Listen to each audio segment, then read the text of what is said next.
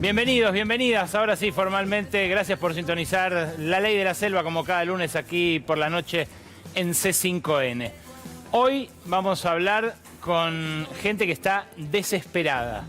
Hoy vamos a hablar con familiares de personas que el miércoles fueron a marchar creyendo que vivían en un país democrático y que terminaron, en algunos casos, pasando ya 5 noches entre alcaidías y penales de máxima seguridad.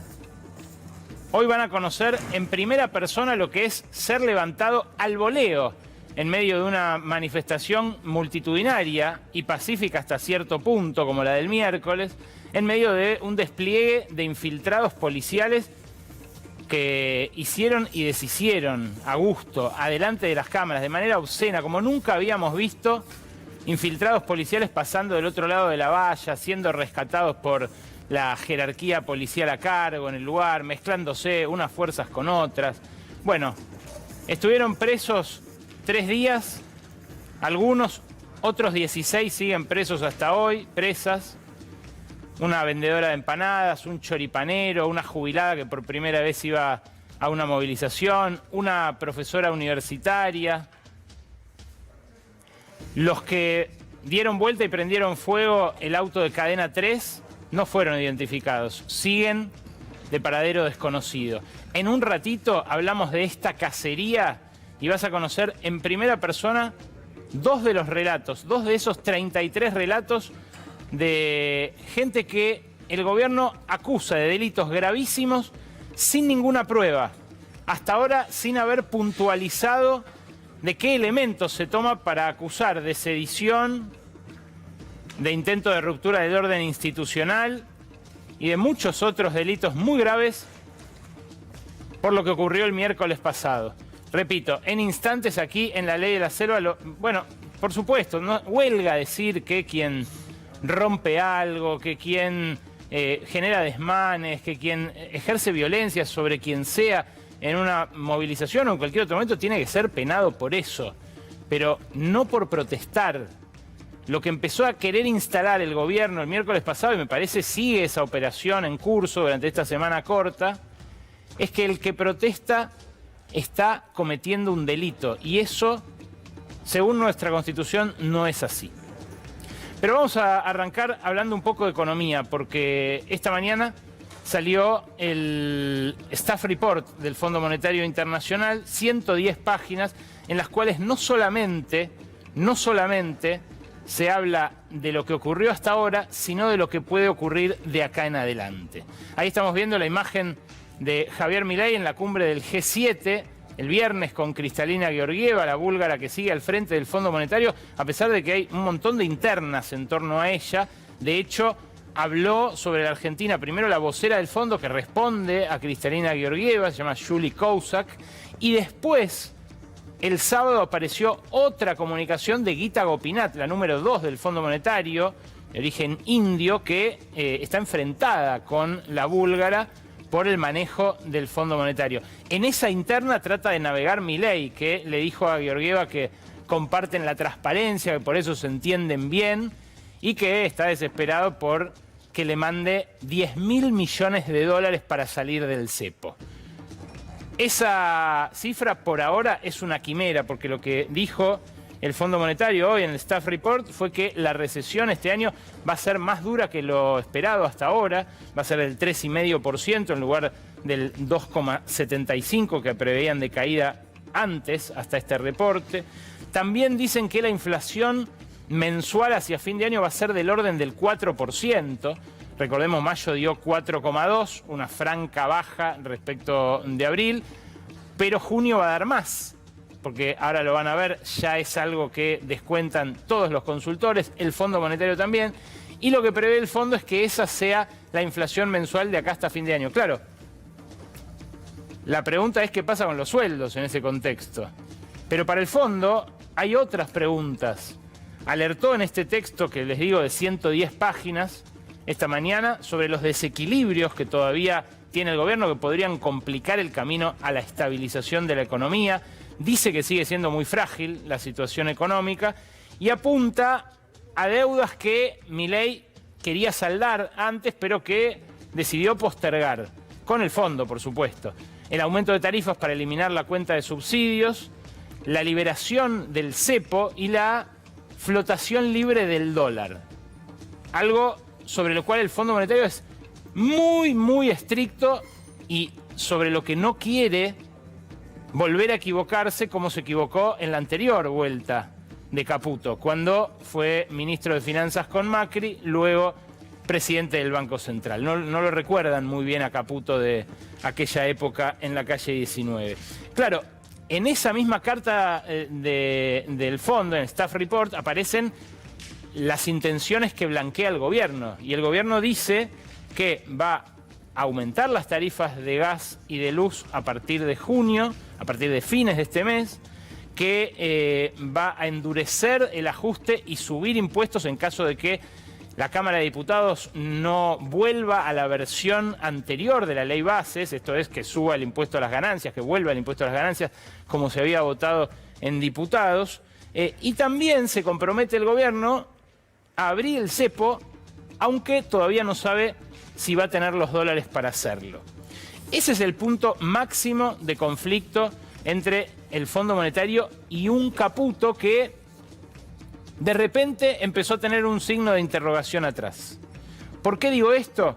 Bueno, mientras Milei se distraía en Twitter prepoteando periodistas en estas últimas horas, circuló mucho una entrevista que le hizo Iván Jagroski, que estaba recién acá, a Fausto Spotorno. Se la hizo ayer y Fausto Spotorno, que viene del estudio de Ferreres, que es parte del cuerpo de asesores del presidente, dijo esto. Lo hemos resuelto. Hace 10 años que estamos sin crecimiento económico. Y me parece que este programa, si bien apunta a eso, a resolver todos esos problemas, hoy estás en el programa de transición, digamos, en la fase 1 del programa de transición, que es arreglemos el déficit fiscal, tratemos de solucionar la inflación. No sabemos cuándo salimos del cepo todavía, y yo creo que si salir del cepo no tenés crecimiento económico. O sea, no es que saliendo del cepo lo vas a tener, pero con el cepo no lo vas a tener. Y le faltan muchas fases a este programa. Entonces, digo, estamos en el programa de Caputo, sí planteado, es un programa de transición para ordenar el principal problema, que era lo fiscal y la inflación y lo monetario. Y después habrá que pensar, supongo yo, a partir del año que viene, un programa más de largo plazo, ¿no? ¿Con el mismo ministro? Es decir, el ministro, lo pregunto en términos netamente económicos, no te estoy queriendo meter en la situación política. Es, ¿el ministro que hace el programa de transición puede hacer el programa de, llámale crecimiento, desarrollo estructural, no sé? Sí. Bueno, ahí es una buena pregunta, la verdad es que no lo sé. Pero sí es cierto que Milei tiene otro economista de fuste, pensando en la desregulación y ese tipo de cosas más de largo plazo, que es Sturzenegger. Impresiona ver cómo ellos mismos alimentan las internas que los tuvieron a maltraer hasta la semana pasada. La semana pasada fue una muy buena semana política para el gobierno, que consiguió la venia del Fondo Monetario, la renovación del swap con China, la aprobación de la ley bases y que también se difundió este dato de inflación positivo para el gobierno de mayo. Pero hasta esa semana venían con internas realmente encarnizadas y ahora vuelve una de la época del macrismo. Esta interna, la interna entre el ministro de Economía y el jefe de la reforma del Estado en las sombras, podríamos decir. Un hombre que ha tenido mucha gravitación sobre la gestión de estos primeros 6 meses del gobierno de Javier Milei, pero que no tuvo cargo. Entró y salió infinidad de veces con Lucas Liach de la Quinta de Olivos, de la Casa Rosada, pero nunca asumió en ningún cargo. Cuando dijo Milei, hace 2 semanas, en plena crisis de Petovelo, que lo iba a hacer ministro, todavía no tenía decidido dónde. Y ahora Spotorno dice, ahí está, planteándolo como un recambio del propio Caputo, poniéndole la misma fecha de vencimiento que los alimentos esos que amarrocó Petovelo en el galpón, al ministro de Economía, al que Milei todo el tiempo elogia y dice que es un campeón y que hay que llevarlo en andas y aplaudirlo. Bueno, esta interna que se arrastra, como decía, de la época de Macri, que genera desconfianzas mutuas, recelos en la implementación de decretos. Recuerden, por ejemplo, Caputo forzó una marcha atrás con la liberación de los precios de las prepagas, que criticó públicamente Sturzenegger. Luego, Caputo debió, ahora se volvieron a liberar los precios de las prepagas por parte del gobierno y Caputo debió tolerar que eso pase, aún entre los elogios del presidente.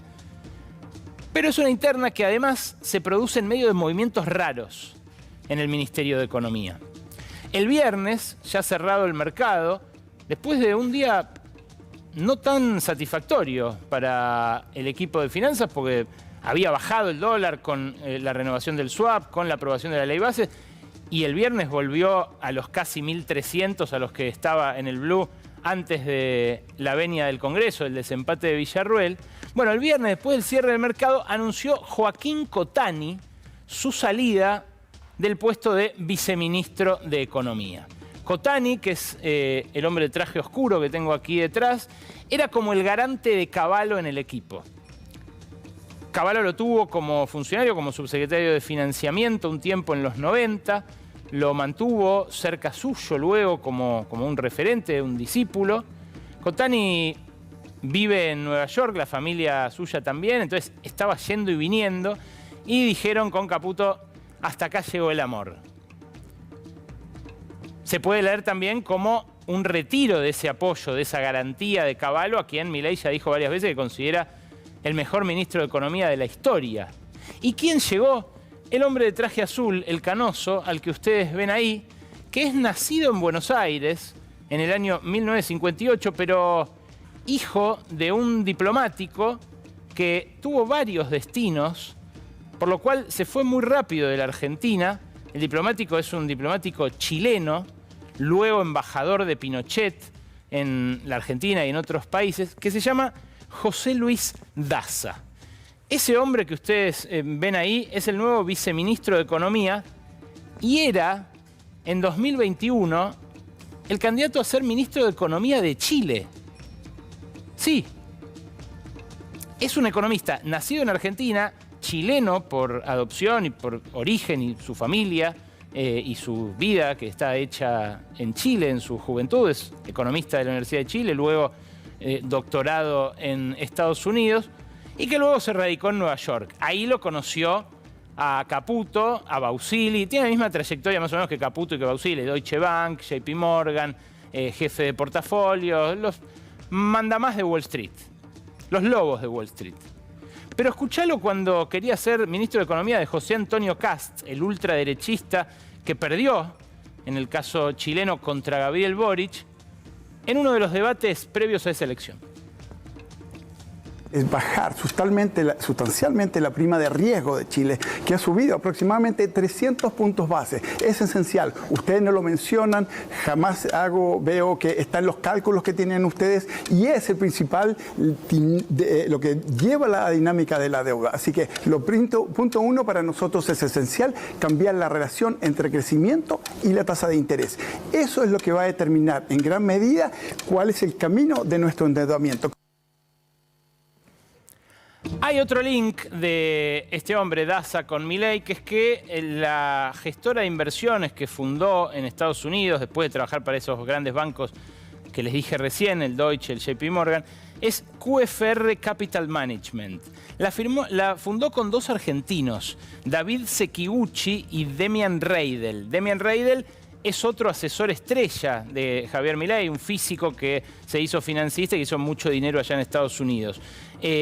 Pero, claro, con ellos forjó una amistad, un negocio y un acercamiento al gobierno argentino que con Caputo suele tener conflictos de intereses. Porque como vienen de las finanzas, como trabajan con la mirada puesta en las finanzas, todo el tiempo arbitrando bonos de un lado para el otro, sacándolos del Banco Central, metiéndolos en el Tesoro, al final terminamos recontraendeudados por lo general. Pero hay que ponerle un ojo a este economista chileno, por otro lado, por lo que simboliza, ¿no? Ya la desterritorialización del poder financiero, tipos que pueden ser, que viven en Nueva York, que pueden ser ministros en Chile, viceministros en Argentina. Es notable, ¿no? En ese sentido, la época que estamos viviendo. Pero hay que ponerle el ojo, digo, por un lado, por los conflictos de interés potenciales que tiene, y por otro, por el estilo, un estilo parecido al de Milei.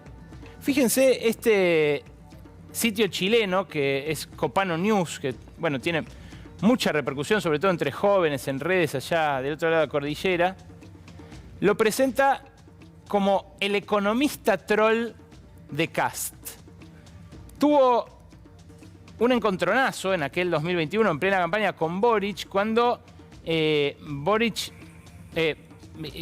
quiere en un momento ir a la Antártida. Después de la campaña fue, creo que ya era presidente, y le dice al presidente, a Boric, que estaba malgastando plata en ir a la Antártida. ¿Por qué? Bueno, porque lo hacía con barcos, con instalaciones militares y demás. Y Boric le dijo, ¿qué quiere? ¿Que vaya en canoa? Y termina él respondiendo que sí, entonces por eso lo del título de la canoa que veían recién. Pero bueno, el estilo de pelearse en Twitter, una onda Milei. Lo que me interesó es esto, la trayectoria de Daza, de los Daza, tiene no solo ese padre diplomático, embajador de Pinochet, sino también a la ex subsecretaria de Salud Pública de Piñera. Y después la fundación de Renovación Nacional, que es el partido en donde confluyeron los pinochetistas y la derecha más tradicional chilena, que terminan luego apoyando a Piñera. Bueno, Daza estuvo en todo ese lapso como referente económico de ese espacio. Repito, muy activo en la vida política chilena.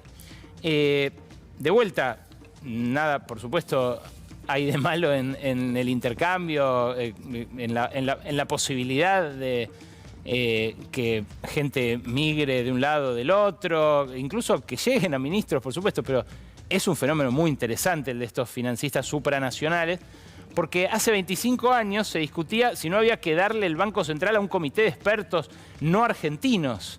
Y medio que está pasando ahora, medio que está pasando. Más allá de los nombres, ¿se puede levantar el cepo en este momento?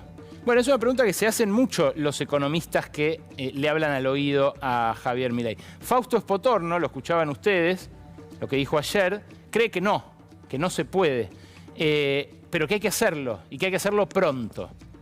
En cambio, Juan Carlos de Pablo, otro economista que habla al oído del presidente, que va los domingos a escuchar ópera con él, al microcine de Olivos, que conversa largamente hasta largas horas de la noche con él, dice que no, que lo están corriendo a Milei con esto de levantar el cepo, que lo están corriendo los que se la quieren llevar toda. Escuchá como lo dijo ayer en La Nación Más. Metámonos adentro de Bausilli. Pregunta, ¿qué apuro tiene para sacar el cepo? Todavía no entendí. Y mucho menos entiendo algunas conexiones causales. Bausilli muchos no saben quién es por su... presidente del Banco Central. Presidente del Banco Central. Yo digo, no, si saco el cepo, no sé qué maravilla ocurre. Y si no lo saco, no sé... El señor Tesla, a mí me gusta decir, el señor Tesla. Mr. Elon Musk. Sí.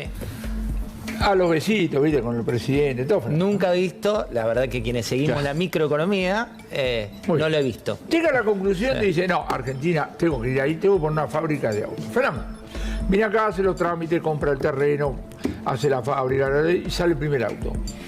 Según me dicen los entendidos, ¿sabe cuánto demora eso? 4 años. Sí.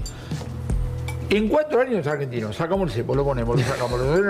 A mí me van a joder que ese señor, que todo el mundo dice que es muy inteligente, me va a condicionar una inversión real a que saque el cepo. De Pablo dice claramente, no hay que sacar el cepo ahora, porque va a pasar lo mismo que le pasó a Caputo, con las corridas, con el préstamo del Fondo Monetario Internacional y con la fuga récord de la época de Macri.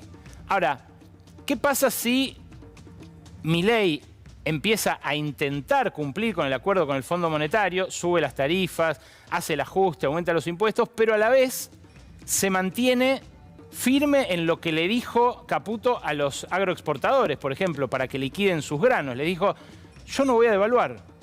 El dólar va a seguir aumentando al 2% mensual, aunque la inflación sea del 4, del 5, del 6, y aunque haya acumulada una inflación muy superior a lo que subió el dólar después de aquella disparada inicial de la devaluación de diciembre. Bueno, ¿y qué pasa si la inflación sube y en junio es más alta que en mayo, como todos los economistas prevén? porque es lo que muestra el ritmo de los alimentos y bebidas. Mira este gráfico, que es el que siempre les mostramos acá, la inflación semanal de LCG.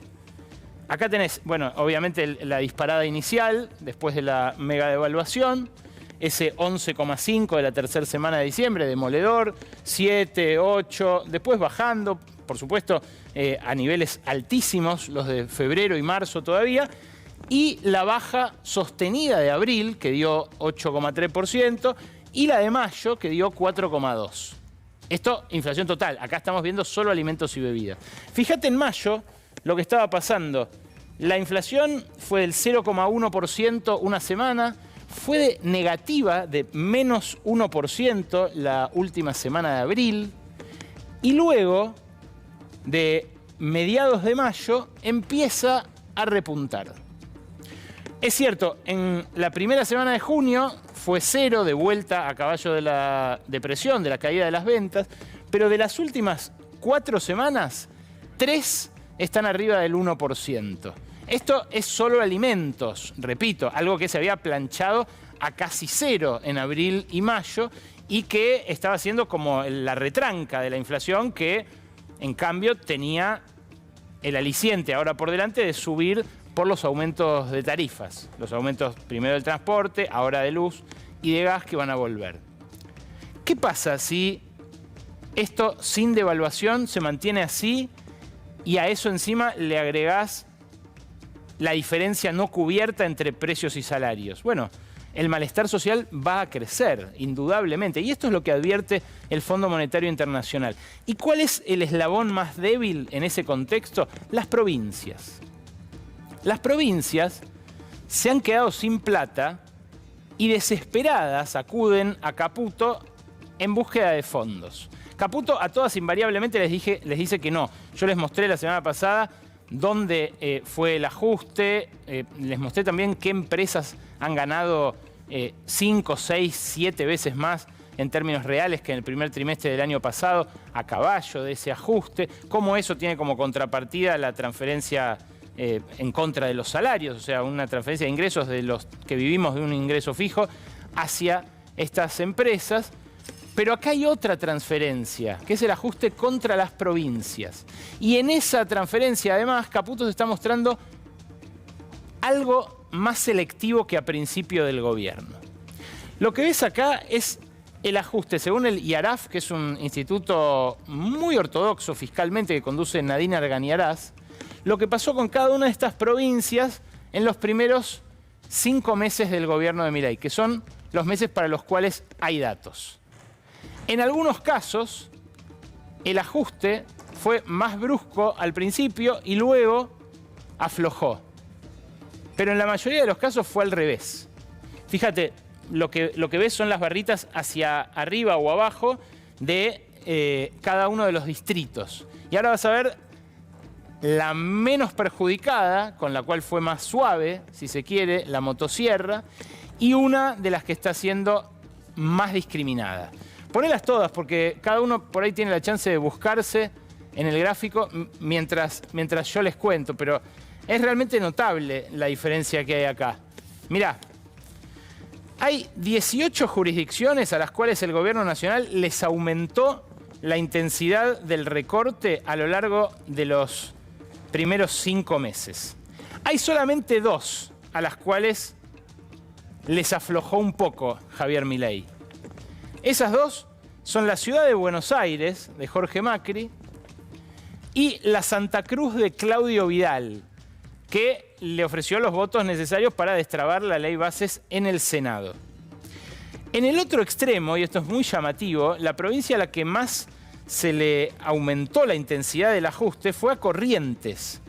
De un recorte interanual del 15% real en enero, pasó a uno del 86% al finalizar mayo. Ahí la tienen, a Corrientes. Miren, es la última de estas 6. Empezó con un ajuste más moderado y mirá cómo terminó, con ese 86% en términos reales que te decía. Le siguen en intensidad de ajuste Tierra del Fuego y Neuquén. Esa es la terna de las provincias a las cuales los apretó más la horca del recorte. lo que se ve claramente es que para la ciudad y para la provincia se empieza a meter la política. Mirá la de la ciudad de Buenos Aires, porque no en vano Jorge Macri fue uno de los que salió a defender más airadamente las detenciones de los manifestantes el miércoles pasado. Dijo, son todos delincuentes, tienen casi todos antecedentes. Bueno, mirá la ciudad de Buenos Aires. La ciudad de Buenos Aires arrancó sacrificando más del 70% de los recursos en enero contra enero del año pasado, pero después, mirá cómo apareció. El distrito más rico, por lejos, sin lugar a dudas, el distrito más rico de las 24 jurisdicciones de la ciudad. Y mirá la provincia de Buenos Aires. La provincia de Buenos Aires, donde gobierna Axel Kicillof, es, se sabe, el objetivo político, el blanco de Javier Milei de acá a las elecciones del año que viene. Y ahí lo estás viendo. Tuvo, a ver, el 66% promedio, sí. Se lo mantuvo casi constante durante todo el periodo, de enero a mayo, entre el 60 y el 70% de recorte. Bueno, es ahí donde se está dirimiendo también la política, porque la ley base salió con un voto comprado, muy evidentemente, el de la senadora Crexel de Neuquén, pero con muchos otros votos que fueron por apriete, ¿no? Cambio por beneficios para las provincias, alguna obra que se destrabó, la transferencia a alguna obra. Y claro, encima todavía no está el texto definitivo, siguen retocándolo. Francamente, una práctica parlamentaria sui generis la que estamos viviendo. Ahora, hay un punto, el punto del régimen de incentivo a las grandes inversiones, que es especialmente delicado, porque dicen los que se esperanzan en que Milei la pegue, que con eso pueden llegar a venir las inversiones que sostengan una especie de veranito, una bonanza. Que francamente yo no descartaría en caso de que efectivamente se alineen los planetas para él.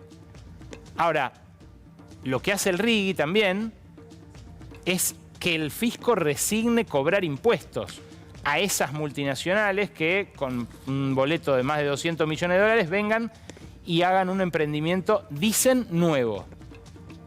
¿Cuál es el problema? Que esos impuestos nos los van a cobrar a nosotros, al 99,9% restante de la sociedad. ¿Y cuál es el otro problema? Que ya ven los abogados de los mismos estudios de tributaristas que armaron la ley bases con Sturzenegger, que pueden llegar a colar en esos 8 sectores que eligió el oficialismo, petróleo y gas, minería, foresto industrial y otros 5 entre bueno, los que ven, ¿no?, chances de que haya grandes inversiones. Bueno, lo que puede pasar es que inversiones que se iban a hacer igual se hagan, pero bajo el paraguas del RIGI, pagando menos impuestos. Esto es lo que dice Martín Lustó, el senador radical que dijo, che, yo no voy a votar esto. Todos los demás senadores radicales lo votaron. De hecho, Lustó terminó votando en particular también un montón de los artículos de la ley bases. Pero acá, en el RIGI, lo que mostró Lustó fueron estudios que dicen, che, hay inversiones que ya están previstas en Argentina. ¿Vamos a permitir que, si son de estos 8 sectores, se inscriban acá? Mira, esto es un informe de Aleph Energía, un trabajo que muestra justamente las inversiones petroleras de este año y del año pasado. Estas son las del año pasado. Unos 11.000, casi 12.000 millones de dólares. El grueso lo hizo YPF, Compañía de Capitales Mixtos, pero conducida por el Estado. La segunda es PAE, la empresa privada más importante del país en términos de inversiones, la petrolera que más invierte también por lejos, que puso 1.650 millones de dólares. Después están todas por debajo de 1.000, pero hay un montón de empresas que invirtieron más de 200. Fíjate, Phoenix, Capsa, Chevron, CGC de Urnequian, Shell, Pampa, Total, la francesa, Tecpetrol de Paolo Roca. Acá hay varios empresarios muy entusiasmados con la política de Javier Milei. Ahora, fíjate para este año lo que hay previsto, según siempre este informe de Aleph Energy. Son casi las mismas inversiones, 11.400 millones de dólares en este caso, casi los mismos actores y por lo menos una decena que tiene previsto invertir más de 200 millones de dólares. Bueno, lo que dice Lustó es, el articulado actual no nos garantiza que el RIGI no lo aprovechen empresas que igual iban a invertir y que, bueno, ahora tendrían un beneficio en el cual se les bajarían 10 puntos porcentuales por abajo de las patas, 10 puntos porcentuales la carga tributaria total. Si fuera así, el fisco estaría renunciando a recaudar solamente por este sector unos 1.000 millones de dólares. 1.000 millones de dólares que, insisto, te van a cobrar a vos, me van a cobrar a mí, en el IVA, en ingresos brutos, en impuestos que son de lo más injusto, incluso en el impuesto a las ganancias, que es un impuesto progresivo. Hay mucha gente a la que le cae antipático que uno diga esto. Fue un acto demagógico de Massa en plena campaña votar que se vaya, pero que en caso de volver ahora con los sueldos deprimidos como quedaron después del golpe de Caputo, bueno, se convertiría también en una exacción sobre laburantes que no están en este momento en una situación holgada. Bueno, de ahí para arriba, el cielo es el límite. Lo que puede llegar a renunciar de recaudar el fisco a partir del RIGI es como haber firmado un cheque en blanco. Digo haber firmado porque es muy difícil que en diputados se revierta nada de esto. El RIGI casi no tuvo retoques en este sentido, en su definición más profunda en el Senado, y lo más probable es que sea ley y que ya arranque. Las inversiones, por supuesto, bienvenidas en un país en crisis, en un país en el cual además el empleo empieza a escasear a caballo de la depresión. Pero lo más probable es que la aplicación de regímenes como este derive antes que en una bonanza o en un veranito, en un nuevo ajuste con las consecuencias sociales que ya vimos. Vamos a hablar de la represión. Lo que pasó el miércoles pasado fue esto. Momentos de máxima tensión. A los manifestantes. Estamos... No, ahí, miren.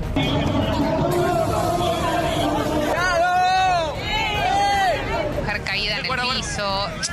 ¡Pobre los jubilados que se están cagando de hambre! No pueden comprar los remedios. Y ustedes están defendiendo a estos hijos de puta. Vemos que están justamente retirando una persona.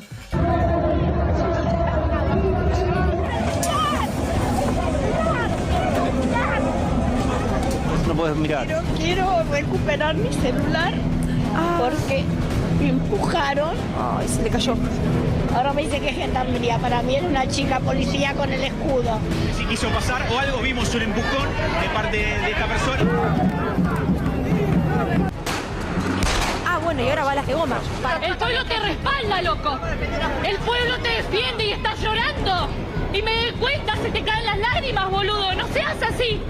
Estaba con el auto ahí cuidándolo y me agarraron. Soy vendedor, tengo una parrilla de choripán.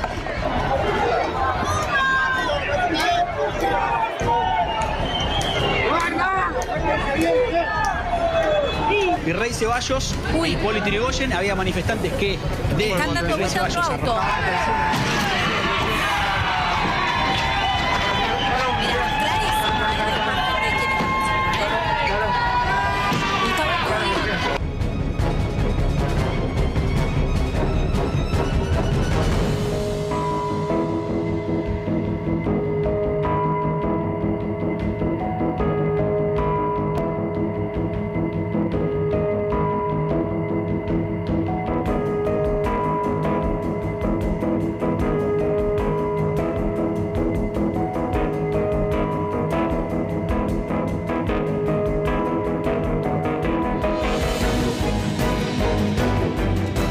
Llamarle a la jefa de seguridad y decirle qué está pasando allá afuera.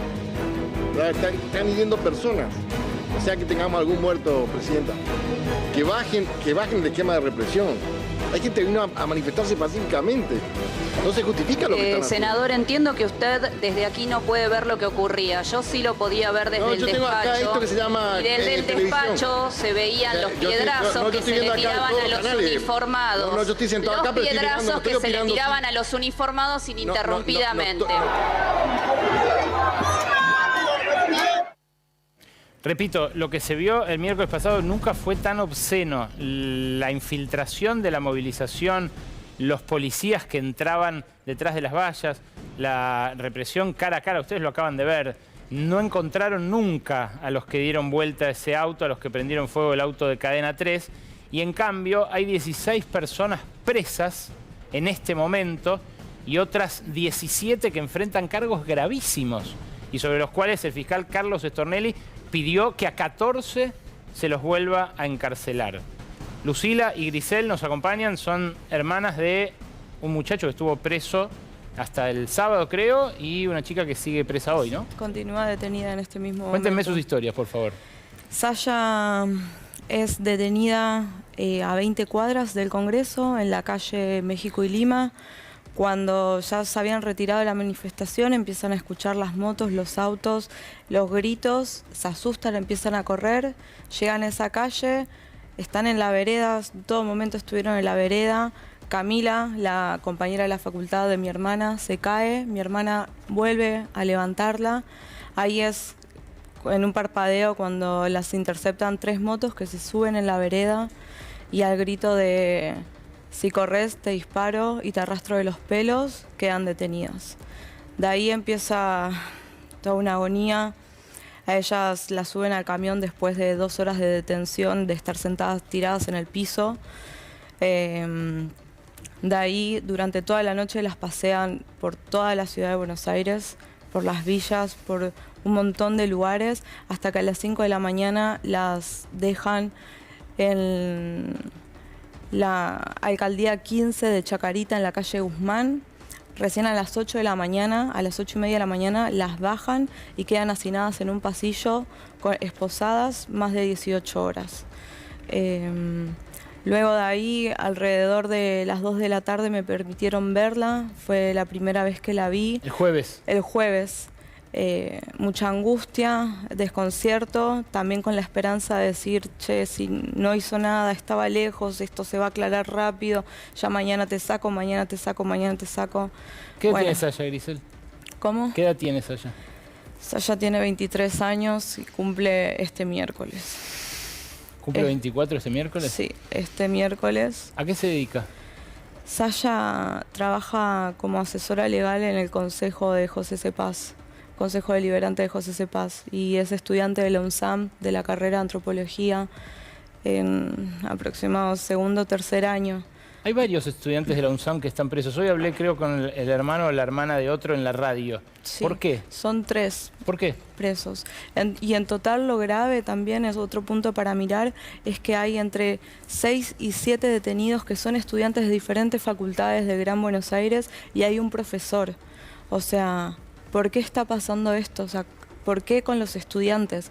Claramente tenemos un gobierno que intenta desfinanciar la educación, que cree que estudiar, formar a la gente y que la gente lea, los que nos quiere mantener ignorantes, nos quieren mantener encerrados en nuestras casas, claramente los están usando como chivo expiatorio, quieren marcar un precedente con estas detenciones para que los pibes no se movilicen, para que no salgamos a la calle a reclamar lo que es injusto, como esta ley que nos atropella a todos. Yo, más allá del contenido de la ley, que Sí. bueno, ya saben lo que pienso y lo acabo de decir y analizar y venimos tratando de desmenuzar, nunca vi este despliegue represivo en 25 años de ir a marchas, francamente. Nunca lo vi así de evidente, así de obsceno. Por supuesto, sí hubo represión mucho más dura cuando murieron 39 personas en 2001, ¿no? Pero fue ahí, fue en ese momento. Desde ahí desescaló en muchos sentidos las fuerzas de seguridad para justamente que no vuelva a pasar eso. Exacto. Aparte ahora la causa, si me permiten, ellos están imputados por daños, intimidación pública, incitación a la violencia, delitos contra los poderes públicos, atentado y resistencia a la autoridad y perturbación del orden en sesión de cuerpos legislativos. ¿Vos llegaste a hablar con ella si hubo un forcejeo, una discusión con la policía? Me dijo que cuando las apuntaron se largaron a llorar, quedaron en el piso y no llegaron a forcejear nada, quedaron primero tiradas boca abajo hasta que les dijeron que se sienten y se levantaron y se sentaron. punto. Lucila, contame el caso de tu hermano. En el caso de tu hermano se ve, creo que lo tenemos, Rodo, hay que buscarlo por ahí, pero está en todas partes, el momento en el que él sale del subte. Es de TN ese video.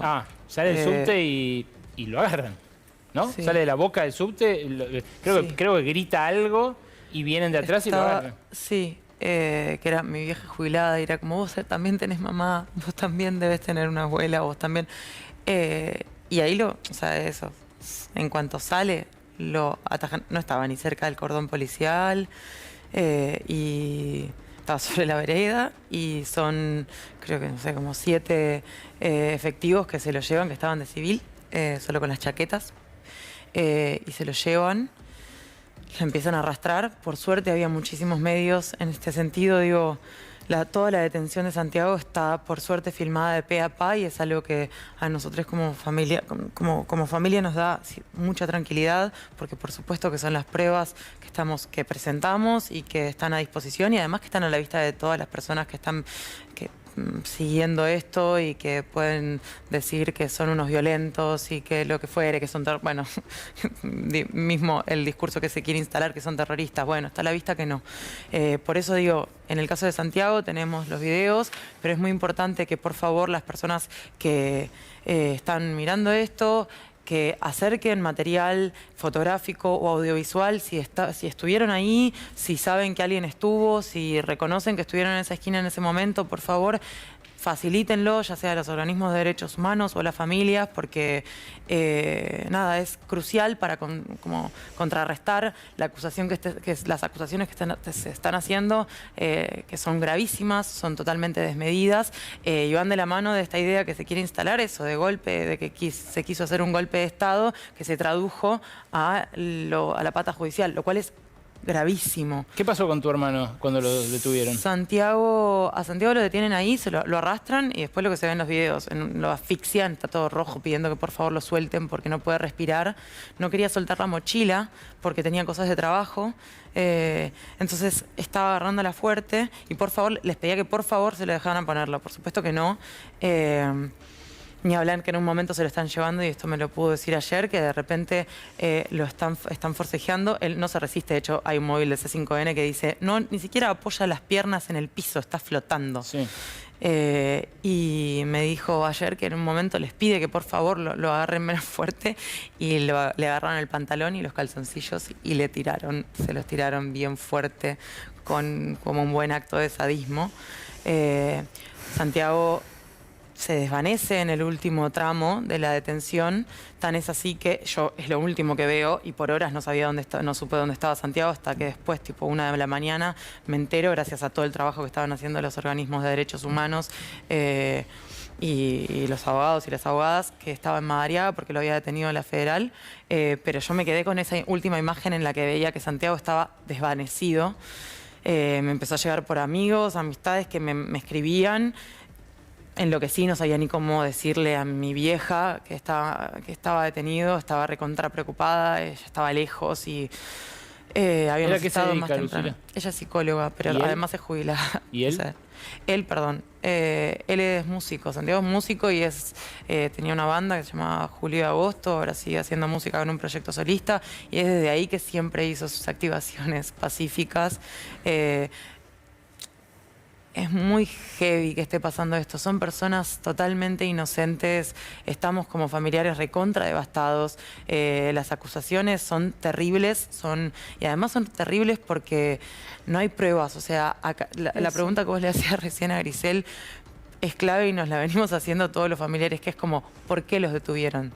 Digo, no hay razones. Claro. Es arbitrario esto. Es sabido que no hay razones. Es sabido que no hay pruebas. Pero perdón, en la mayoría de son ustedes 2 casos de 33. De un montón. Claro, está el vendedor de empanadas, está el choripanero, está la empleada doméstica, está la jubilada que tenía una bandera. Está la persona que estaba filmando la detención de Remigio. A Nora, creo que es Nora Longo, si no me equivoco, que estaba filmando la detención de Remigio Ocampo y en ese instante la detienen a ella por filmar, que es algo que en aire está bien decir que no es un delito. Uno puede filmar el accionar policial mientras no lo entorpezca. Claro. Entonces, acá lo que está pasando también es que hay muchísimas, se genera con todo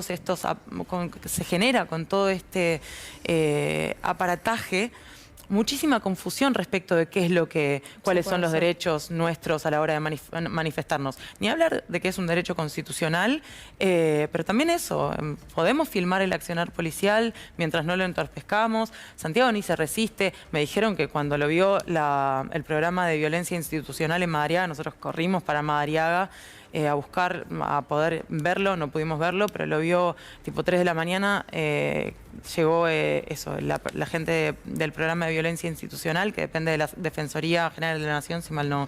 Sí, no Comisión a la Tortura. Sí. Y nos dijeron que, claro, que efectivamente lo tuvo que ver el SAME ahí mismo en Congreso. Cuando vos decís, Grisel, que la pasearon por villas a tu hermana, ¿qué es eso? ¿Que la llevaron Buscando amedrentarla, que tengan miedos, porque estaban subidas en el camión policial, las pasearon por toda la ciudad de Buenos Aires, iban parando en diferentes puntos, que obviamente ellas no reconocían, hasta que, es lo que te digo, a las 5 de la mañana llegaron a la comisaría 15 de ¿Pero Chacarita. con qué objetivo? No entiendo. ¿Qué les decían? Absolutamente nada, solo generar terror. Obvio, imagínate, está la jubilada, la empleada doméstica, Saya, 24 años, Camila, de 33, con 2 hijos, la desesperación en la que se encontraban ellas, Sofía y Patricia. Perdón, ¿algunas de ellas están en Devoto ahora con En tu Ezeiza. hermana? En Ezeiza, perdón. Sí, de las 7 detenidas, ellas liberaron solamente a una, Sofía, y continúan las otras 6 en el penal de Ezeiza. ¿A ustedes les dijeron por qué razón a algunos los liberaron y a otros no? Porque ahora Stornelli quiere volver a tu hermano, no sé si lo quiere volver a encarcelar. Sí, según recién estaba en IP dando otra nota y otra entrevista, y cuando salí me dijeron que sí, a los únicos 3 que no les pidió, no hizo el amparo para que los volvieran a encarcelar es a la familia Ocampo, que bueno, obviamente, ¿cómo puede ser razonable que un padre de 64 años, una hija de 28 que tiene 2 hijos y una nieta de 18 años estuvieran, fueran terroristas? Era evidente. Pero sí, a Santiago Santiago está dentro de la lista. ¿Y qué dicen las actuaciones que justifican ese pedido de detención de Stornelli? Perdón que te interrumpa, pero recién vos preguntabas cuál era el criterio. El criterio es ninguno, digo, las privaciones, la prisión preventiva, sí. Gracias, son excluyentes. O sea, a vos te podrían decir que no salís si no tenés ninguna imputación probada ni nada, porque podría fugarte o entorpecer la causa. Santiago, en la resolución, dice que consideran que no la podría entorpecer ni se podría fugar, entonces lo dejan salir, así como dejaron salir a otras personas. Ahora, hay muchas personas que quedaron detenidas que tampoco entorpecerían la causa e igualmente están adentro. Claro. Digo, esto que decía Grisel es clarísimo, hay algo ejemplificador, pero me parece como muy grave que es realmente arbitrario, injusto, que hay pruebas que demuestran lo contrario, y sin embargo se sigue queriendo generar esta idea. Y mientras tanto hay personas que quedaron en cárceles comunes. A mi hermano lo llevan de Madariaga nos dicen, el cargo es atentado contra resistencia a la autoridad. Mañana, indagatoria y audiencia en Comodoro Pi, y después vuelven a Madariaga y van a salir. Quédense tranquilas, esto es un garrón, esto es horrible lo que está pasando, pero fue brutal, pero listo, es como funcionan más o menos estas detenciones. Finalmente, en Comodoro, ni hablar, que lo llevaron a las 2 de la tarde, nosotros estuvimos a las 10 de la mañana, los policías, ahí mismo, bueno, no quiero hablar, pero mismo el clima era distendido de alguna manera y nos decían que iban a salir, que era obvio.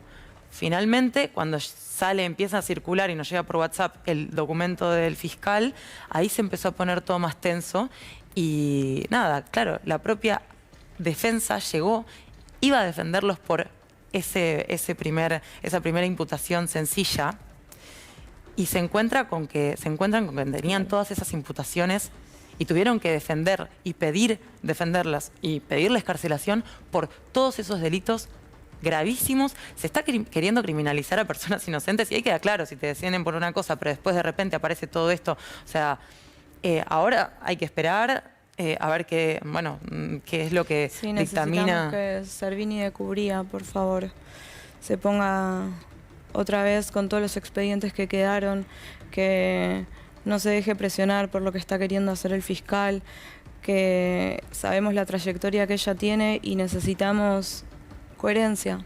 O sea, no solo justicia, sino que ahora mi pedido es de coherencia por todo esto que está nombrando. Es eso lo que necesitamos. Que no estén en cárceles comunes. Mañana hay una convocatoria, ¿no? Sí. 16:30 en la plaza, en Plaza de Mayo es una concentración.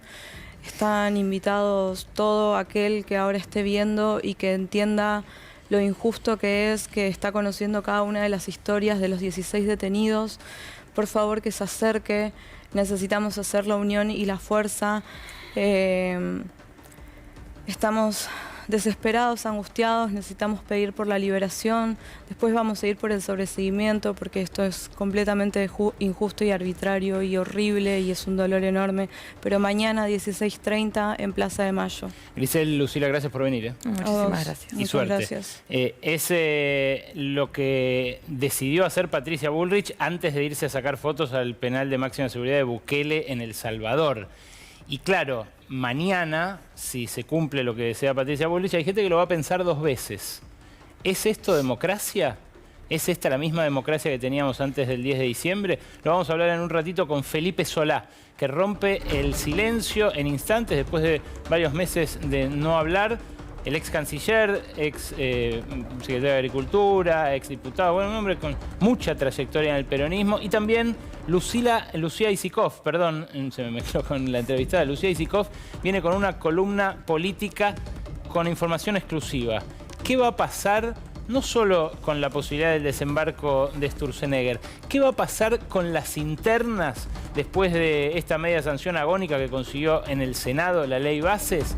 A partir de mañana, quédate que hasta las 12:30 rige la ley de la selva. Felipe Solá, gracias por venir a la ley de la selva. Muchas gracias por invitarme. Tanto tiempo. ¿Qué pensás de esto que acabas de escuchar acá, de las hermanas de los presos, de las que sigue presa en Ezeiza? Yo creo que la cuestión está regida por cómo servir desde el gobierno a un porcentaje importante de los votantes de Milei, ponele que sea la mitad, que odia y piensa que la culpa de todo lo que pasa la tienen los que tiran piedras, ¿no es cierto? Y habría que contarles, primero, no sabemos quiénes son los que tiran piedras.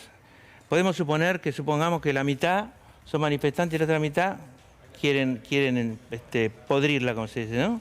Quieren que la cosa se ponga muy violenta.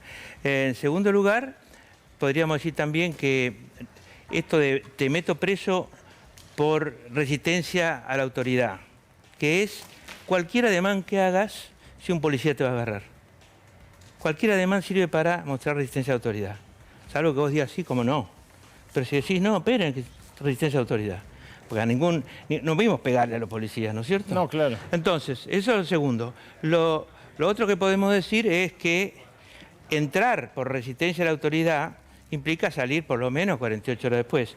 Ahora, que aparezca el señor fiscal Stornelli para inventar nuevos cargos, se debe exclusivamente al comunicado de las 7 de la tarde inventado por el señor Caputo, el Caputo que maneja las redes. Santiago Caputo, diciendo que se trataba de terroristas, lo cual incluye a los senadores, increíblemente, pues son unos bestias ellos, los que dicen esto, terroristas que buscaban un golpe de Estado. El máximo cargo que le puede hacer a alguien desde el punto de vista público, de crimen público. Ahora, si eran terroristas, ¿cómo lo vamos a largar?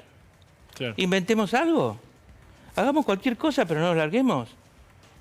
Entonces la gran responsabilidad hoy no está en los que ya sabemos que van a actuar con odio, no está en un fiscal absolutamente denigrado por todo el mundo como es Stornelli.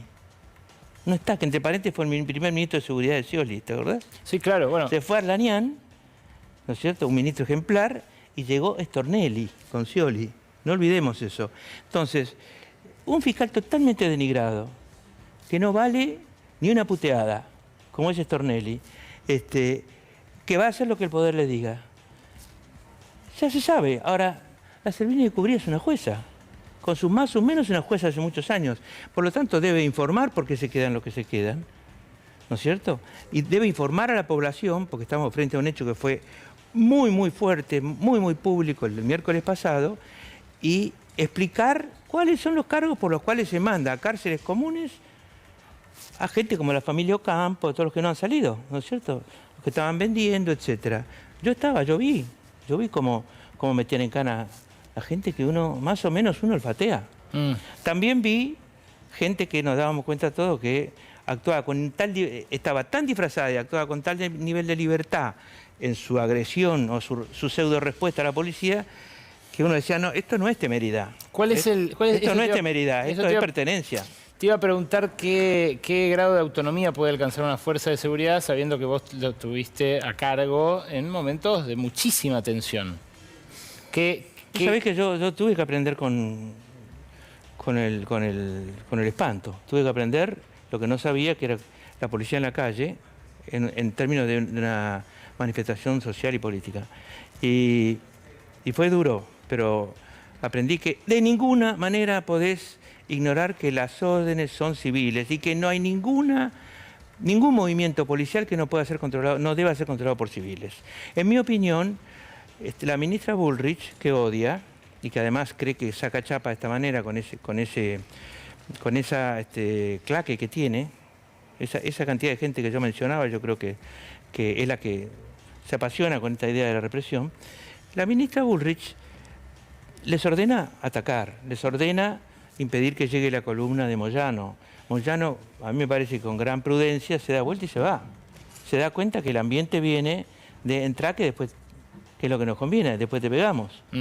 Porque además parece que muchos sindicalistas sabían que había una posibilidad muy alta de eso. Sí, hoy me contaron que a las 2:30, 3 de la tarde, ya en chats, en grupos de chats sindicales, circulaba la frase, cuidado que hoy se pudre. Cuidado que hoy se pudre. ¿Por qué? Porque hay diálogos entre gente del sindicalismo y gente de la política, no todos, pero hay diálogos, y no es algo para horrorizarse, y amigos de los servicios, amigos del que sabe que el otro sabe, que el otro sabe, etcétera. Entonces, a veces no te dicen nada y otras veces te dicen, no es el caso mío porque no tengo ese contacto, pero les dijeron que había una decisión y una alta posibilidad de que las cosas fueran pesadas. Entonces, muchos no fueron y otros dieron la vuelta y se fueron, ¿no? Una columna larguísima que venía de la calle Garay, son muchas cuadras, hasta Entre Ríos, hasta Hipólito Yrigoyen, y al frente Pablo Moyano se dio vuelta y se fue. Entonces, vuelvo al tema, la policía, vos le podés decir, sean duros, etc. Lo que no podés hacer, si decís eso, hacete responsable. Ahora, después, la policía hace lo que quiere. Hace lo que quiere, es decir, mete preso al que quiere. Vos lo estás diciendo y quiero le tira castañeto en la cara así, y vos no sos ministra. Todo da igual. Vos no sos precisamente un garantista en esto, digo. No, tuve un ministro duro y garantista como Ranián 4 años, ¿no? Sí, está bien, pero... Y antes Cafiero. Está bien, pero también... Juan Pablo, ¿no? Sí, pero también la policía bonaerense, digo, era la policía bonaerense en los años que vos eras gobernador. Sí. La pregunta es, ¿esta policía recibió además la orden de amedrentar a todo aquel que marche? Porque parece estar como en un plan de una patota más. Sí, es exactamente así, porque cuando vos ponés miles de hombres y mujeres para reprimir, de 4 fuerzas, tanquetas, etcétera, una aparatología impresionante. No, los gases nuevos que pegan más. Los gases nuevos que son mucho más bravos que los anteriores. Y del otro lado tenés muy pocos, porque si vos mirás de nuevo, vas a ver que es una lucha contra 25 personas, más o menos, 30. ¿No? ¿Quiénes tiran piedras? ¿Quiénes? En la calle Yrigoyen, por ejemplo. No, bueno, en los 90 Ahora, si vos haces eso, insistís en avanzar, ya no te importa que desalojen la calle, lo que te importa es que se vayan de la plaza. Por eso lo siguen hasta casi Constitución. ¿Te importa? Y después meten preso a la gente que está en Callao y Perón, en la vereda y caceroleando. Le están mandando un mensaje a toda la clase media, a toda la gente que aprendió que es caceroleando como se hace en lo urbano, en el plano urbano, le está mandando un mensaje, pueden aparecer las motos, amedrentarte y hasta te podés terminar en la cárcel de Seiza de sos mujer o Marcos Paz, si sos hombre. Es decir, esto es, aprendan lo que puede ocurrir, atemorizar, atemorizar, atemorizar y obviamente la democracia no vale nada en ese. ¿Tan desarmado está el peronismo que lo terminan corriendo los policías y gaseándolos en la calle enfrente del Congreso? No, yo no diría que es un buen ejemplo, Ale, que el peronismo que para decir que el peronismo está flojo o desarmado, lo gasean a Castañeto. Pero porque no eso solo podría eso. haber gaseado a cualquiera que pueda decirle, muchachos, paren un poco. Pero a la vez retrocede Moyano, a la vez aparece Andrés Rodríguez. Retrocede Moyano. Andrés Rodríguez dice, la CGT no marchó. No, hoy publicaron un video en sus redes sociales que la verdad ni lo reproduje porque no me daba el estómago. Ojalá lo hubiera visto y te lo comento, pero no lo vi. Lo que sí... Digamos, ahí parece un nivel de interna, un nivel de reproche todavía por la derrota que... Es todo defensa, nada de futuro. No, yo diría que no es así. Yo diría que es que si vos te vas a enfrentar con alguien que está dispuesto a poner 2000 policías de cualquier organismo, de cualquier policía, hasta aeroportuaria estaba, gendarmería, etc. Te vas a enfrentar con eso.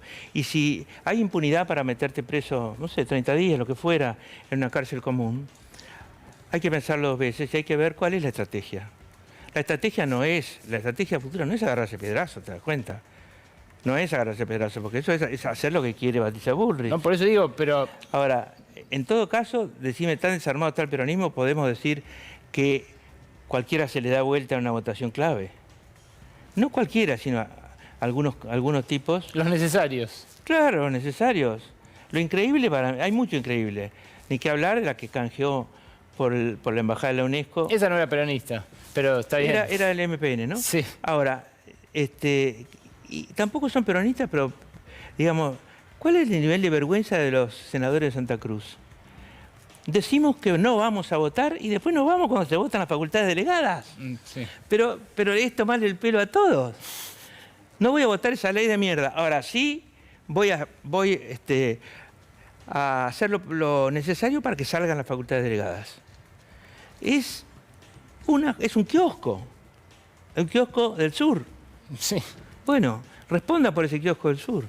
Ahora, ¿quién te parece a vos que puede ordenar eso en el peronismo, por lo menos? No digo en toda la oposición, pero digo que haya una voz opositora nítida a la cual no se le dé vuelta a gente, que pueda manifestarse en la calle sin que se le lleven preso ni que lo gaseen a los diputados. ¿Quién es hoy la voz que puede unificar al peronismo? En primer lugar, yo diría que no se trata de peronismo, se trata de unificar a todos los perjudicados por el gobierno. ¿No es cierto? Todos los altamente perjudicados por el gobierno. Eso es más difícil. Bueno, pero de eso se trata. ¿Y quién puede hacer eso? Se trata de la unidad de la oposición. ¿Y quién puede llamar Pensando en las elecciones del año que viene, que dentro de un año están cerrados, más o menos a esta altura, están cerrados las listas. Se trata de la unidad de la oposición. Más que la discusión de quién es más peronista que el otro. Sí, porque de eso habló Scioli también hoy. Vos después de irte del gobierno de Alberto Fernández, en muy malos términos, por cómo fue el desenlace de aquella función de canciller, se te vio en varios actos con Cristina, se te vio de vuelta, digamos, en otro ámbito que no era el que confrontó con ella en la primera mitad del Frente de Todos. ¿Qué pensás ahora? No, la idea de estar ahí para mí fue decirle a los que me conocieran, yo no me voy del peronismo porque me echen malamente de mi función de canciller. Es decir, no hago de mi cuestión personal un hecho político importante. Y si alguna vez lo hice, me he arrepentido públicamente, pero hace muchos años, pero la verdad que no estaba dispuesta a eso, por eso yo seguí mostrando dónde estaba, en qué lugar estaba. A pesar de las derrotas y los males del gobierno que dejé. Y hoy... Que hicieron que me dejara. Sí, claro. Pero digo, esa es una. Tu pregunta del peronismo yo no la quiero eludir. Dije, hay que representar a la oposición porque es lo que creo. Hay que abrir la cabeza porque es lo que creo. Cualquier discusión endógena sobre qué es el peronismo, quién es más peronista, cómo debe actuar el peronismo, es errónea. Es cómo debe actuar la oposición, de la cual el peronismo es mayoría, respecto de cómo evolucionan las cuestiones, y en especial la cuestión social, en especial el hambre, en especial hay casi 1 millón de personas fuera de su trabajo anterior, entre informales y formales, casi 1 millón de personas. En ese 1 millón de personas hay mucho más niños que en el promedio de las familias. Entonces, niños que están comiendo una vez por día, ¿no es cierto? Muchos de ellos en la provincia de Buenos Aires. Muchos en el Gran Buenos Aires y en algunos otros lugares, pero sobre todo en el Gran Buenos Aires, para el Gran La Plata, el Gran Mar del Plata. Ahora, entonces, ¿de qué se trata? Se trata de ir al conjunto, y para ir al conjunto hay que ser muy amplio, muy grande, y disminuir al mínimo las peleas, los egos, las peleas, la ambición de los cargos. Bueno, ahí hay un nombre que aparece nítido, que ocupa el cargo que vos alguna vez ocupaste, que es Axel Kicillof, el gobernador de la provincia de Buenos Aires. Sí. ¿Es el conurbano un activo para él, para el peronismo, para la posibilidad de unificar a la oposición, o es una debilidad, dado el potencial explosivo que tiene esta deriva social que decís? Las dos cosas. ¿Por qué las dos cosas? Porque la mayor parte de los votos que lo hicieron gobernador Axel antes y ahora y después, las dos veces, están ahí. No solo, pero están ahí. En segundo lugar, algunos municipios del conurbano norte han sido más mileístas, digamos, algunos. No del norte clásico, costero, sino también de San Miguel, ¿no? Sí. En tercer lugar, el apriete económico y financiero de la provincia de Buenos Aires es gradualmente cada vez mayor. Sí, lo mostramos recién. No lo había visto, disculpas. Y bueno, es algo que conozco porque fui gobernador. Llega un momento que le va a faltar aire, oxígeno a Axel Kicillof. Entonces, lo que son la base de sus votos también va a ser el problema más grave, que es donde el hambre va a cundir. Ahí y en otros lugares del NOA y del NEA, ¿no es cierto? ¿Y te parece que el peronismo está en condiciones de abroquelarse en torno a él? Digo, referentes como Sergio Massa, de quien vos estuviste también muy cerca en la época renovadora, ¿pueden llegar a acompañarlo si termina de cuajar como la prenda de unidad? No tengo ninguna duda que para toda la oposición es la hora de la grandeza, pero sin ninguna duda. Es la hora de ver la película entera y no ninguna foto. Es la hora de no pensar en ninguna coyuntura, de no obsesionarse con una encuesta, porque hay encuestas buenas y encuestas malas, de todo hay. Y, digamos, no perder persistencia, pero al mismo tiempo, ojo con los apuros, digamos, con ambiciones que se esconden detrás de supuestos apuros. Sí. Esto no es de apuro. Hay que esperar que la gente tenga los oídos para escucharnos. Que el grueso de la gente tenga los oídos para escucharnos. Y eso va a llegar. Va a fallar la macro y la micro está destruida. Bueno, y una última, como ingeniero agrónomo y además como hombre de campo, ¿no? Que has tenido tus explotaciones. No tengo explotaciones. Te voy a decir cuánto tengo. 40 hectáreas. Bueno. 20 en un lugar y 20 en otra. No soy un... Es todo lo que tengo. No quise decir que seas un hacendado, ¿no? Pero tenías la chancha pelota en una época. Soy ingeniero agrónomo, me crié ahí, fui 9 años un tipo que manejaba la política agropecuaria. Bueno, el campo, que simpatiza con Milei, evidentemente, ¿no? Que lo muestra cada vez que puede, que se reúnen los de la rural, el Consejo Agroalimentario y demás, pero que no le liquida los granos, que especula con una devaluación. ¿Es hoy un aliado o un adversario de la política económica de Milei?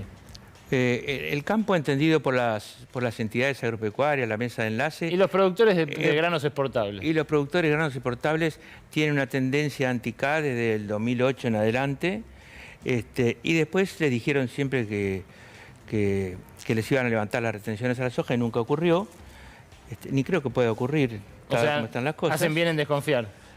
Hacen bien en desconfiar, pero creo que hay una carga ideológica importante, que es, me gusta el ajuste que estás haciendo. Creo que el conurbano es el causante de todo, que es una gran injusticia que se mantiene por ahí en el interior. Pero no me conviene vender. Y puedo aguantar. ¿Tan mal estoy? No, puedo aguantar. Algunos ya le habrán vendido a los aceiteros o a los exportadores. Y otros están esperando y ponen precio cuando les parece. Entregaron, pero a poner precio. Bueno, no sé cuántos están en una situación o en la otra. Lo cierto es que la gran mayoría no liquida. En estas condiciones no liquida. Es decir, que confianza Milei no le da. Felipe, gracias por venir a la Ley de la Selva. Gracias a vos. La Ley del Gallinero, para anticipar simplemente la columna política de Lucía Isikoff, como les dije, con información exclusiva. Quédate.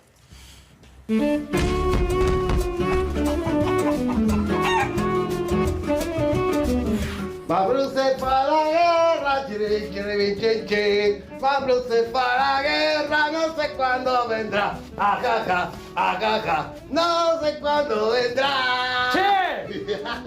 ¿Qué haces? ¿Qué haces? ¿Cómo andás? Bien, yo estoy bien, pero ¿qué haces vos así vestido? Así Parece ¿Qué? que vamos a la guerra con China. ¿Con China? Sí. Nos acaban de renovar el swap. What? What swap? No entiendo. Que está todo bien con China. Ajá. Renovaron el swap. Ajá. El León va a ir a visitar a Xi Jinping. Ah. Va a hacer una reverencia y todo. ¡Mira vos! Y entonces, ahora ya no son más comunistas y asesinos. Bueno, sí, son comunistas asesinos. Pero nosotros hacemos como si no. Ah. Claro, una cosa es ser comunista asesino y otra comunista hacemos como si no. No entiendo. Se nota que no lo entendiste. Bueno, yo lo que no entiendo igual es por qué pensás que vamos a entrar en guerra con China. Por eso de los paneles solares. ¡Ah! Eso no es con China, es con Chile. Con los. No, con chilenos.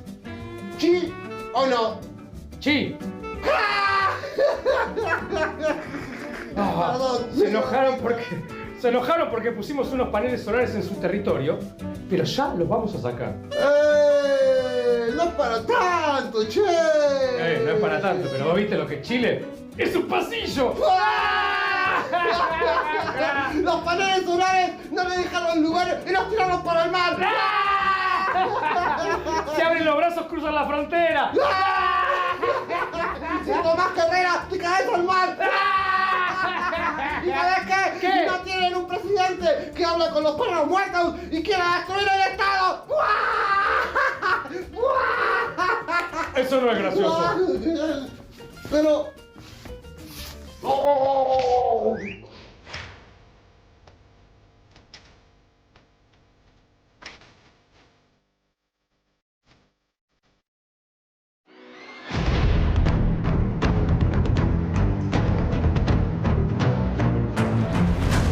Parecía todo felicidad y toda alegría después de la aprobación de la ley bases, pero ¿qué pasa, Lu Aisikov? ¿Vuelven las internas? Bueno, Ale, nunca se fueron y vuelven renovadas, porque, como vos bien lo decís, había un triunfalismo en el gobierno y, ¿qué te dicen en La Rosada? Hablan de una especie de relanzamiento del gobierno, lo dijo el propio Milei, una vez que cumplan con el final del trámite, que es que termine de aprobarse en diputados. Trámite decimos por ahora, veremos qué complejidades pueden hallar ahí, pero va a salir la ley bases efectivamente. Y hablaban de un relanzamiento que es un reacomodamiento de piezas también. No es solamente un relanzamiento como le gustaría al gobierno, porque en este reacomodamiento del poder hay nuevas tensiones. Hay tensiones que el gobierno quiere aplacar. Hace pocas horas retuitea Milei una foto con Diana Mondino, que ya parecía que tenía un pie afuera, la dejaron afuera del G7 a la canciller. Bueno. Qué raro lo de Mondino, ¿no? Sí. Qué raro. Sí, no sé si... Bueno, la han desautorizado mucho, pero ahora Milei dice que no va a haber nuevos cambios. Lo ponemos todo ahí en suspenso, pero dice que no va a haber nuevos cambios. Entonces, bueno, un Milei que al menos tiene el gesto, ¿no?, de una foto con Mondino. Petovelo, que la teníamos, ya la dábamos con un pie afuera también. Sí. Tampoco lo descartaría porque hay cosas que exceden, ¿no?, la voluntad del propio gobierno, y va a tener que dar algunas explicaciones la ministra, pero... No, ahora pidió la Procuración de Investigaciones Administrativas que den detalles sobre estos convenios con la OEI, nosotros mostramos otra, la OISS, hay un montón de terceristas. Exactamente, va a tener que responder. Por ahora lo viene, bueno, sorteando, pero dijo la ministra, yo vine por mi amigo me queda, en una especie de marcha espontánea que hicieron ahí, espontánea entre comillas, ¿no? En la Casa Rosada salió por videoconferencia y dijo, yo me voy a quedar. Entonces, bueno, la logró convencer, contuvo eso. Ahora, ¿por dónde explotan, o no, explotan es muy fuerte, pero por dónde empiezan a sentirse las nuevas tensiones que efectivamente hay en el gobierno? Y la primera la vimos la misma noche de la aprobación de la ley bases en el Senado. Vas a ver a Victoria Villarruel porque la vicepresidenta, en ese caso presidenta del Senado, tuvo una centralidad muy fuerte esa noche a costa del propio Milei. Ya sabemos que hay una tensión entre ellos que viene desde hace muchos meses, que tiene también como protagonista a la hermana del presidente, a Karina Milei. no se quieren. La tensión llegó al máximo. Creo que la única y última entrevista que dio Villarruel. Pobre jamoncito. Jamoncito. Pobre jamoncito. A mí lo que me contaban del pobre jamoncito es que molestó mucho en la Rosada, mucho más de lo que se dijo hacia afuera. Mirá. Y que Milei le dio a entender en una conversación que tuvo con ella que una frase así erosionaba la figura presidencial. Ay, ¿en serio? No me digas. Sí. La paso casi todos los días en mi programa de radio. Bueno, la frase. Estás erosionando al presidente, La dicen tengo en la como un Rosada separador. algunos. Sí. Lo ha hecho la vice. Bueno, que erosionaba la figura. Y ella pidió disculpas, ¿no? Como dijo, la analogía no fue buena y se corrió, ¿vale? Se corrió completamente del centro de escena. Bueno, Villarruel el otro día, con un discurso no improvisado, casi leído, pudo desempatar, pudo cerrar, pudo tener sus minutos de, sí, claro, de súper importancia. Obvio. ¿Y qué es lo que te dicen en el entorno de Villarruel? Algunos se sinceran y dicen, ella tiene que sobreactuar lealtad todo el tiempo, porque es en definitiva lo que hace. Ninguna muestra va a ser suficiente. No están muy esperanzados en que cambie verdaderamente la relación Milei-Villarruel, pero que ella hizo lo que tenía que hacer. Cumplió, demostró que podía manejar una sesión sin interrumpirla, que la ley se aprueba en el Senado y encima cerró con su discurso. ¿Qué va a hacer ahora? Quiere retomar un poco la centralidad que tuvo en otro momento en La Libertad Avanza y que se fue perdiendo. Quiere volver a salir al ruedo. Va a salir con algunas entrevistas, no te esperes en medios muy críticos, con algunas entrevistas en medios amigos. Ay, pensé que nos iba a decir que no, me parece que no te va a dar una nota por ahora, pero podés pedirla porque va a salir. Ya la pedimos. Por supuesto, va a salir, va a empezar a dar más notas y va a seguir con su tour patriótico paralelo. Lo hemos contado acá muchas veces. Hoy estuvo en Salta con el gobernador Sáenz celebrando a Güemes. Y te digo una pastillita de color de lo que pasó en ese acto, porque le acompañaron varios diputados nacionales, estaba Mayoraz, estaba Zapata, varios diputados nacionales de La Libertad Avanza, había otros gobernadores amigos de la Rosada, digo, Jalil, Jaldo. Sáenz, que el gobernador salteño viene del peronismo, pero viene teniendo una muy buena relación. Esa plasticidad masista. Totalmente, pero planteó algo que no gustó tanto y los diputados hicieron un acting que se levantaron y le vaciaron el acto, se le fueron y Villarruel se quedó ahí. Sáenz planteó que ya que todavía no hay un pacto de Mayo, que haya un pacto de Güemes. ¿Y qué era el pacto de Güemes? Pedirle obras y plata al gobierno para que las termine. Y lo dijo, bueno, con todo, necesitamos reactivar tal obra, necesitamos ponernos de acuerdo en estos 5 puntos. Le hicieron un desplante y se fueron. Ella que dice, bueno, ella estaba en un rol institucional, como siempre también sobreactuando no solo lealtad a la Rosada, sino institucionalidad, que era un punto en el que todos estaban muy concentradas las miradas en Villarruel. Pero vos ahí ves el quiebre. Bueno, lo que claro. Se vio. Claro, lo que se ve es ella jugando un rol distinto todo el tiempo. En sus negociaciones en el Senado, en sus visitas a las provincias, mientras Milei siempre está fuera del país, ahora irá a Rosario, irá luego a hacer en Tucumán el Pacto de Mayo, pero no visita el país. Ella sí acepta las invitaciones de los gobernadores, habla con los gobernadores, no dice que el Congreso sea un nido de ratas y además tiene esto que te voy a mostrar ahora, que tampoco cae muy bien en la Rosada, que es un grupo de militantes que están dando vueltas alrededor suyo, algunos desde 2021, pero se están organizando y muchos tienen contratos en el Senado. A ver. Si querés miramos la página, ahí está, es la derecha argentina, ahí estás viendo el Instagram. Fue victoria, hashtag. Burla Kicillof, ves ahí a la derecha, cuando cambiaron los términos de repitencia en la provincia, lo ponen ahí como un burro. Pero mirá la estética, mirá cómo es súper distinto a la estética de los de la Libertad Avanza, claro. Está Juan Martín Donato, que hoy es director de Atención Ciudadana del Senado, que es un joven que es el principal dirigente de esta agrupación, viene del palo de Guillermo Montenegro, es ex sociopolítico, ahí lo ves, ex sociopolítico de Villarruel, se pelearon, pero él es el único que quedó de Montenegro que se quedó con ella, con Victoria Villarruel, y están armando esta agrupación, están dándole más rosca, son todos pibes universitarios, muchos estudian Derecho en la UBA, otros Economía, tiene unos 20, 30 orgánicos y después otros que se suman, pero la están acompañando y están muchos con contratos, repito, en el Senado, fogoneando esta agrupación, que es 100% victoria. No ves ni una foto de Milei entre estos chicos que militan a la vicepresidenta. Es como para echarle el ojo a esa interna, por supuesto sabiendo que a Karina Milei tampoco nada de esto le gusta, ¿no? Nada de esto les gusta, nada de esto cae bien. Por eso, Ale, reacomodos en el poder. Por un lado la tenés a Villarruel y por otro la pregunta del millón, si querés ya para ir cerrando, pero ¿qué pasa con Federico Sturzenegger? Claro.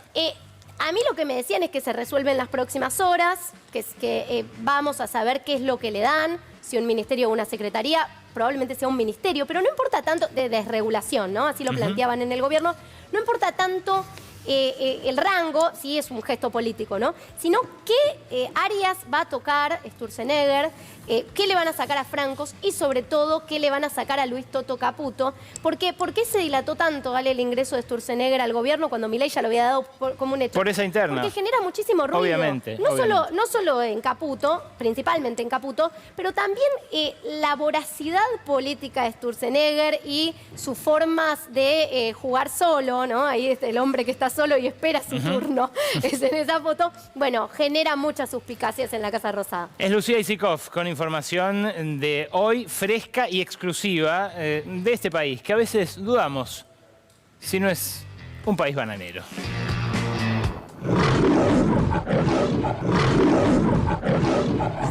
Banana till the morning come.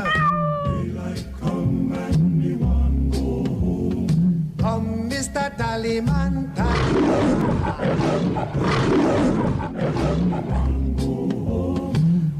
¿Qué le pasa, Juancito? ¿Cómo anda? ¿Cómo le va a Berkovich? ¿Así que se ganó un Martín Menem de radio? Un Martín Fierro, sí. Ah, Martín Menem. ¿Por qué está tocándose los huevos todo el tiempo a la estatuita si no es Martín Menem? Qué malo que es. Bueno, noticias bananeras para el cierre de esta ley de la selva y arrancamos con una diputada que de repente, mira, a ver lo que se puso a hacer. Siente que lo guían fuerzas del cielo en esta lucha por la libertad. Déjenme decirles, como fiel de la Iglesia Católica, creo que Dios se hizo hombre. Y esa es la esencia de nuestra libertad. Por eso, hoy invoco, Jesucristo, Señor de la historia, te necesitamos. Era una intervención, pero se convirtió en un rezo. ¿Qué onda? Son épocas de mucha fe y esperanza, Berkovich. Por eso llegó Scioli al gobierno. ¿Sabe qué pasa igual? Desde que salió la ley Bases, más de un argentino debe estar rezando que este calvario termine pronto. Tiene razón. Usted sabe que llegar a fin de mes en este país es un milagro. Es cierto, mucha religiosidad involucrada.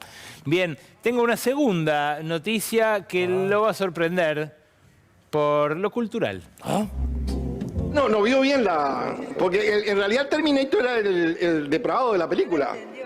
No la entendió o le contaron mal la versión. Una termina con la cabeza achatada, ¿verdad? Alguien que le cuente cómo terminó el Terminator primero.